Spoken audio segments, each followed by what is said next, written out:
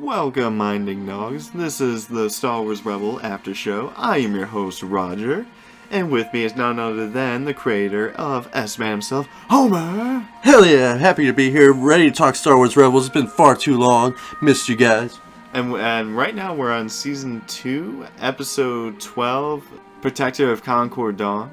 Right off the bat, I thought like this was all gonna be like from the title. I thought it was gonna be like some sort of like part of like a peace treaty. It kind of sounds really? like it sounds like it's like a fancy word for like some sort of like cool little peace treaty thing. So I thought it was gonna be really historical, but no, it's all more of a Sabine like side story With that Kanan as well. yeah, which is cool because you never see him usually interact that much. Yeah. But it's all about the Mandalorian history, and Which was stuff. really fascinating, and I'm happy they dove into it in Rebels. Yeah, like Sabine pretty much just talks about how they go to like this. They needed like a new trade, hyperspace trade route in the Outer Rim so that they can evade the Empire. And Sabine's like, I know of a location.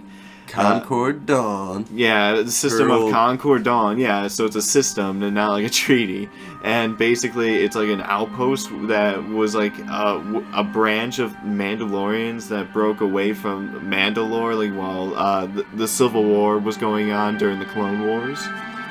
If you watch the Star Wars Clone Wars, they show it a little bit. Yeah. So that was really cool. And they mentioned how there may be Imperial influence as well. Yeah, exactly. And it turns out there is heavy Imperial influence. So it's just basically like a weird way of like Sabine trying to fight her way, like trying to blast her way through, getting them to side with the rebels, and Kanan wants to go through a diplomatic way, like a typical Jedi. Yeah, but it was really peacefully. cool. He does showcase a lot of Jedi like mentalities. Like even though he was like a Padawan like for like only like a few weeks or something, he still had like the mentality of a Jedi at heart. And it kind of actually dampens my gray theory a little, but not much. Exactly. Yeah, my theory that Kanan will be the first gray Jedi from that teaser trailer we talked, but I got into that other podcast. That would be cool if he is somehow like a more of a good influence, like in a different format as a gray Jedi.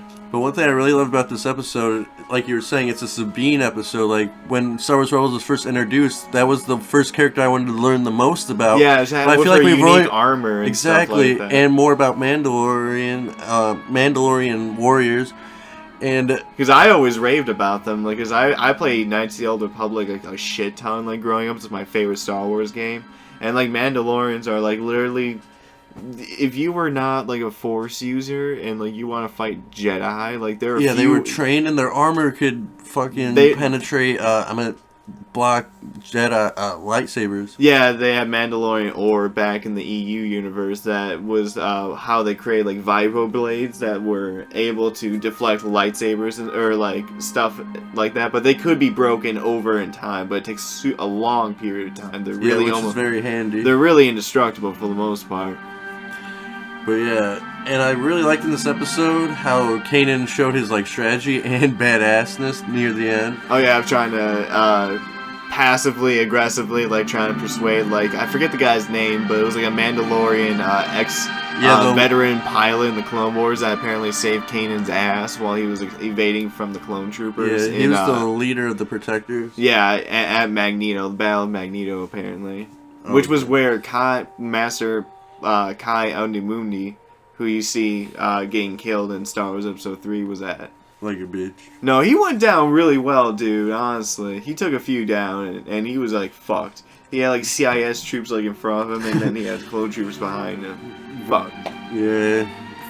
Fuck, Order 66 took out some cool guys that we're never gonna learn about. Oh, before we digress, we did learn something very interesting for Episode 7. Sabine... Huge drop for this. Sabine, at one point, while she kind of gets spotted, like trying to infiltrate the Mandalorian outpost, she basically talks that she's from House Vizsla, but she also is from Clan Ren. Which is very, very interesting. Because in Star Wars Episode 7, if you guys have watched it, Kylo Ren is the master of the Knights of Ren, and apparently you have the last name Ren involved into it. So maybe it's like a Mandalorian tradition. Maybe the first Knights were like people like Sabine, like more Mandalorian. Maybe Kylo Ren is like learns a few moves of Mandalorian. We don't know.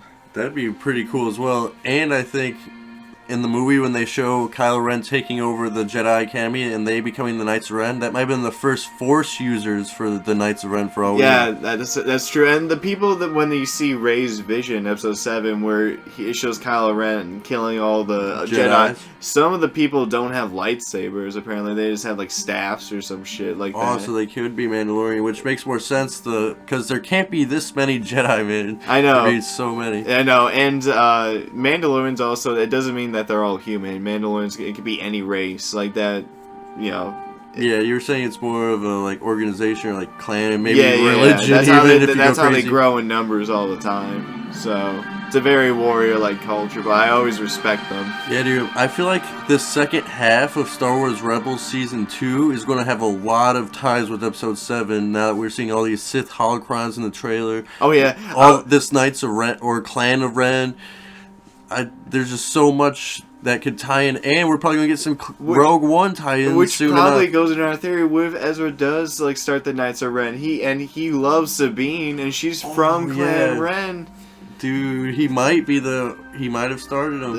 What if Ezra has like a Force Ghost what if he has a Force Ghost in Episode 8? Even though I think it's more likely Anakin. That'd be so weird. Or maybe I don't know.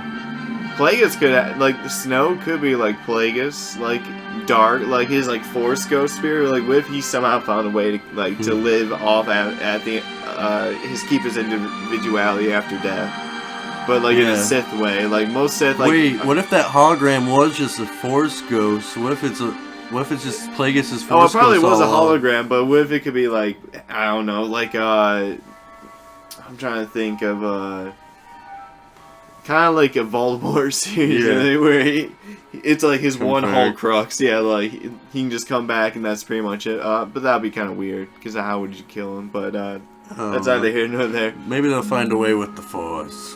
But at the end of the episode, Kanan does, after kidnapping the leader of the Protector Mandalorians. We thought he was fucked when he was flying away in that ship. Oh my god! Yeah, when he was dangling off the ship or whatever.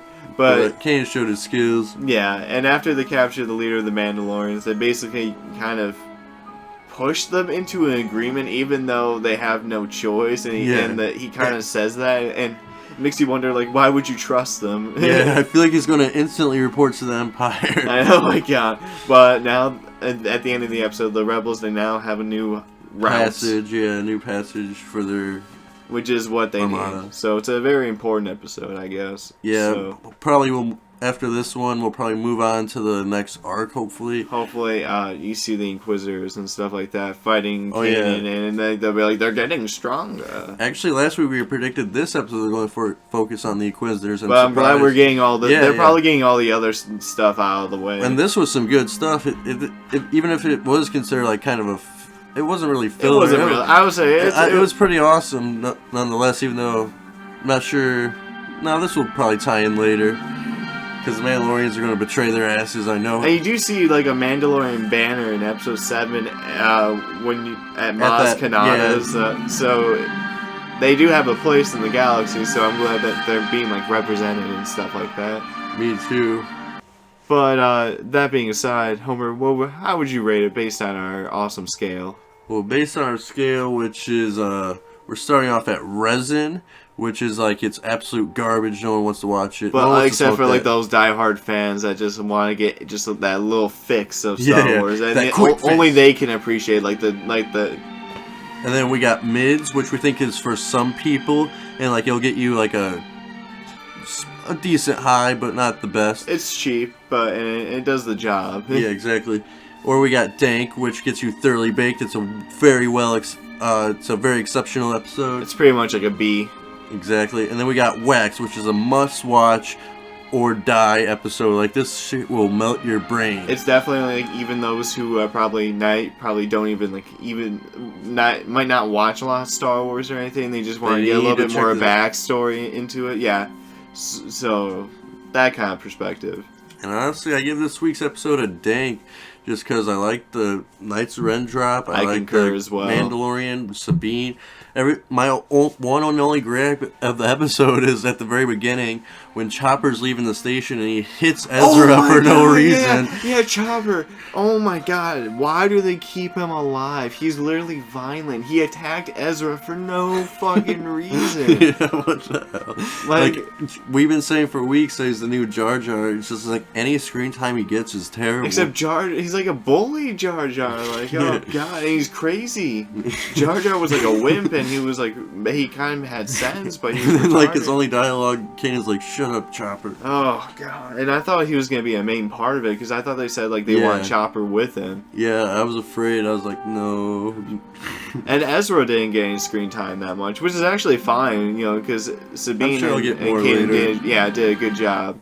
Yeah, I feel like this season we haven't gotten a lot of Kanan, so it's good to see.